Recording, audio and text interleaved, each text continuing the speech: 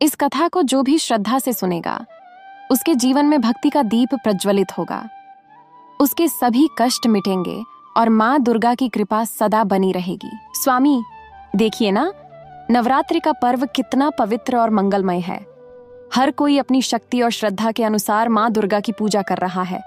कहीं बड़े बड़े भंडारे हो रहे हैं, कहीं कन्या भोज, तो कहीं जागरण। अमीर लोग अपने सामर्थ्य से भव्य आयोजन करते हैं और गरीब अपनी सच्ची निष्ठा से दीप जलाते हैं। परंतु मेरे मन में एक प्रश्न है, क्या गरीबों की छोटी सी पूजा भी माँ को उतनी ही प्रिय होती है जितनी अमीरों के भव्य आयोजन? भगवान शिव मंद मुस्कान के साथ बोले, उमा, माँ दुर्गा के लिए श्रद्धा सबसे बड़ी है। चाहे अमीर स्वर्ण की थाली से प्रसाद चढ़ाए या गरीब मिट्टी के दीपक से आरती करे, माँ तो भावनाओं को देखती है। आज मैं तुम्हें एक ऐसी कथा सुनाता हूं जिसमें एक गरीब नागिन की नवरात्रि भक्ति ने सबको चकित कर दिया था। पार्वती ने कौतूहल से पूछा, गरीब नागिन, यह तो अद्भुत है। स्वामी, कृपया विस्तार से बताइए। शिव ने कथा आरंभ की। गरीब नागिन का जन्म और दुख बहुत समय पहले विंध्याचल पर्वतमाला के समीप एक छोटा सा गांव था। वहां एक नागों का परिवार रहता था। उस कुल में एक छोटी नागिन का जन्म हुआ। जन्म से ही उसका जीवन संघर्षों से भरा था। उसके माता पिता साधारण नाग थे जो जंगल में रहते और छोटे जीव जंतुओं से ही गुजारा करते। धीरे धीरे जब वह नागिन बड़ी हुई तो उसने देखा कि उसके परिवार के पास न तो कोई शक्तिशाली मंत्र था, न ही कोई बड़ा आश्रय। वे गरीबी में जैसे तैसे जी रहे थे। मनुष्यों के गांव में अक्सर भव्य नवरात्रि उत्सव होते। विशाल पंडाल, मां दुर्गा की मूर्तियां, ढोल नगाड़ों की गूंज। नागिन दूर से देखती और मन ही मन सोचती, काश मैं भी मां दुर्गा की पूजा कर पाती, पर मेरे पास तो ना धन है ना साधन। एक वर्ष नवरात्रि आने ही वाली थी। गांव में चहल पहल थी, हर घर सज रहा था। अमीर लोग बड़े आयोजन कर रहे थे। नागिन का मन विचलित हुआ। उसने जंगल की एकांत गुफा में जाकर आंसुओं भरी आंखों से मां दुर्गा से प्रार्थना की, हे मां जगदम्बे, मेरे पास न सोना है, न चांदी, न धन, न भव्य सजावट। मेरे पास तो केवल सच्चा दिल है। क्या मैं आपको प्रसन्न नहीं कर सकती? क्या मेरी छोटी सी पूजा आपके लिए कुछ भी मायने नहीं रखती?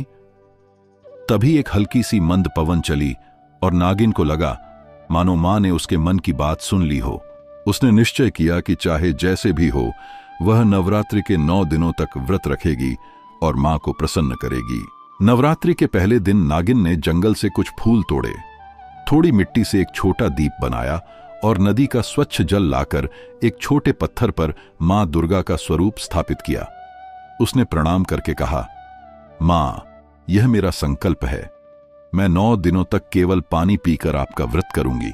यही मेरा अर्पण है। उमा, सोचो, एक गरीब नागिन ने न तो धन मांगा न वैभव, केवल सेवा और भक्ति का संकल्प लिया।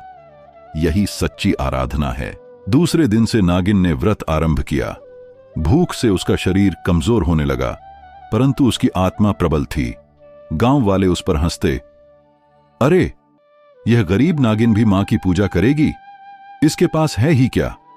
पर नागिन ने किसी की बात पर ध्यान न दिया। वह रोज सुबह पत्थर की मूर्ति पर फूल चढ़ाती, दीप जलाती और मां दुर्गा का स्मरण करती। छठे दिन नागिन को बहुत भूख लगी। उसके सामने एक मेमना आया। शिकार करने का मन हुआ, पर उसने स्वयं को रोक लिया। उसने कहा, नहीं मां, जब तक नवरात्रि है मैं किसी जीव को हानि नहीं पहुंचाऊंगी। यही मेरी सबसे बड़ी भेंट है। उसकी इस त्यागमयी भावना से स्वर्गलोक हिल उठा। देवगण आश्चर्यचकित हो गए कि एक साधारण नागिन इतनी दृढ़ निष्ठा रख सकती है। गांव में अमीरों ने विशाल भंडारा किया। सैकड़ों लोग खा रहे थे। वहीं नागिन अपने गुफा में भूखी बैठी मां की आराधना कर रही थी। स्वामी, अमीरों के पास सब कुछ है और यह नागिन भूखी रहकर भी पूजा कर रही है। मां दुर्गा किसकी पूजा स्वीकार करेंगी? उमा, यही तो मैं तुम्हें बताना चाहता हूं। मां भावनाओं की भूखी है, वस्तुओं की नहीं। 8वें दिन नागिन दीप जलाकर ध्यान कर रही थी। अचानक गुफा में प्रकाश हुआ। एक दिव्य स्वर गूंजा, वत्से, मैं तेरी भक्ति से प्रसन्न हूं। नागिन ने आंखें खोलीं। उसके सामने मां दुर्गा का दिव्य रूप प्रकट हुआ। नागिन आंसुओं से भर गई और भूमि पर लौट गई। मां ने उसे आशीर्वाद दिया, तुमने सच्चे मन से मेरी आराधना की है, मांग वत्से जो भी चाहो। नवमी के दिन मां दुर्गा ने स्वयं आकर नागिन को आशीर्वाद दिया। नागिन ने हाथ जोड़कर कहा, मां, मुझे धन या वैभव नहीं चाहिए, बस इतना आशीर्वाद दीजिए कि मैं हमेशा आपकी भक्ति कर सकूं और जरूरतमंदों की मदद कर सकूं। मां प्रसन्न होकर बोली, तथास्तु, आज से तू भक्ति नागिन के नाम से जानी जाएगी। तेरी गुफा तीर्थ स्थल बनेगी। जो भी श्रद्धा से यहां आएगा उसकी मनोकामना पूर्ण होगी। उमा, यही है उस गरीब नागिन की नवरात्रि कथा। उसने भक्ति और त्याग से मां दुर्गा को प्रसन्न किया। अमीरों की भव्य पूजा मां को उतनी प्रिय नहीं लगी जितनी एक गरीब नागिन की सच्ची आस्था। स्वामी, अब मुझे समझ में आ गया। मां को केवल हृदय की भक्ति चाहिए। अमीर गरीब का भेद वहां नहीं चलता।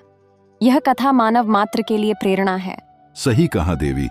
इसलिए जो भी नवरात्रि में श्रद्धा से भक्ति करेगा, मां उसकी रक्षा अवश्य करेंगी। स्वामी, यह नवरात्रि का समय कितना पवित्र है। अमीर लोग बड़े आयोजन कर रहे हैं, घर घर दीप जल रहे हैं और हर कोई अपनी श्रद्धा अनुसार मां दुर्गा को प्रसन्न कर रहा है। परंतु मेरे मन में एक प्रश्न है, क्या केवल मनुष्य ही मां की पूजा कर सकता है? क्या किसी पशु की भक्ति मां को प्रिय हो सकती है? देवी, मां दुर्गा तो जगत जननी है। उनके लिए कोई भेद नहीं। मनुष्य, पशु, पक्षी, कीट सभी उनकी संतान हैं। आज मैं तुम्हें एक कथा सुनाता हूं जहां एक साधारण गाय ने नवरात्रि का व्रत कर मां को प्रसन्न किया था। अरे, एक गाय ने? यह तो अद्भुत है। स्वामी, कृपया विस्तार से सुनाइए। बहुत समय पहले राजस्थान के एक छोटे गांव में एक गौशाला थी। उसमें कई गायें रहती थीं। उन्हीं में एक गौमाता भी थी। बहुत साधारण, कमजोर और गरीब घराने में पली। उसका मालिक भी गरीब था। कई बार उसे पूरा चारा तक नहीं मिलता, पर गाय बड़ी श्रद्धा से भगवान का स्मरण करती रहती। गांव में नवरात्रि का पर्व आया। हर घर में पूजा की तैयारियां शुरू हुईं। अमीर लोग सुंदर पंडाल, भव्य मूर्तियां और भोग लगा रहे थे। वह गरीब गाय अपनी आंखों से देखती और सोचती, हे मां दुर्गा, मैं भी आपकी संतान हूं, पर मेरे पास न तो फूल हैं, न दीपक, न मिठाई। क्या मैं आपकी भक्ति कर ही नहीं सकती? नवरात्रि के पहले दिन उस गाय ने मन ही मन संकल्प लिया, हे मां, मैं 9 दिन तक केवल थोड़ा सा जल पीकर और अपने बछड़े को दूध पिलाकर आपका व्रत करूंगी। मेरे पास जो भी साधन है वही आपके चरणों में अर्पित करूंगी। उसने अपने गोबर से एक छोटा सा चौक बनाया, मिट्टी के ढेले पर हल्दी कुमकुम से मां का स्वरूप बनाया और हर सुबह अपनी जीभ से गिरे ताजे हरे पत्तों को चढ़ाने लगी। गांव वाले उसका यह कृत्य देखकर हंसते, अरे यह तो गाय है, इसे पूजा से क्या लेना, यह भी नवरात्रि करेगी। पर गाय ने किसी की परवाह न की। वह रोज सुबह गौशाला के कोने में जाकर मां दुर्गा को प्रणाम करती। उसका मालिक भी आश्चर्यचकित था। उसने देखा कि गाय पूजा करते समय अत्यंत शांत और गंभीर हो जाती है। छठे दिन गांव में अकाल सा पड़ गया। चारा कम हो गया। भूखी प्यासी गाय ने देखा कि उसके सामने हरे भरे पौधे लगे हैं। उसका मन हुआ कि वह खा ले, पर उसने स्वयं को रोका और बोली, मां, जब तक नवरात्रि है मैं अपने व्रत को नहीं तोड़ूंगी, चाहे भूखी रह जाऊं। उसकी यह त्यागमयी भावना स्वर्गलोक तक गूंज गई। मां दुर्गा ने उसकी भक्ति को परखने के लिए एक रूप धरकर उसके सामने रोटियां रख दी। गाय ने देखा, भूख से शरीर कांप रहा था, पर उसने सिर झुकाकर कहा, मां, आज मैं ये नहीं खा सकती, यह मेरा व्रत है, कृपया इसे गरीब बच्चों को दे दीजिए। मां मुस्कुराईं। 8वें दिन गौशाला में अचानक दिव्य प्रकाश हुआ। सभी गायें आश्चर्य से देखने लगीं। उसी प्रकाश से मां दुर्गा प्रकट हुईं। गरीब गाय ने कांपते हुए प्रणाम किया, मां दुर्गा, वत्से, तेरी भक्ति ने मुझे प्रसन्न कर दिया है।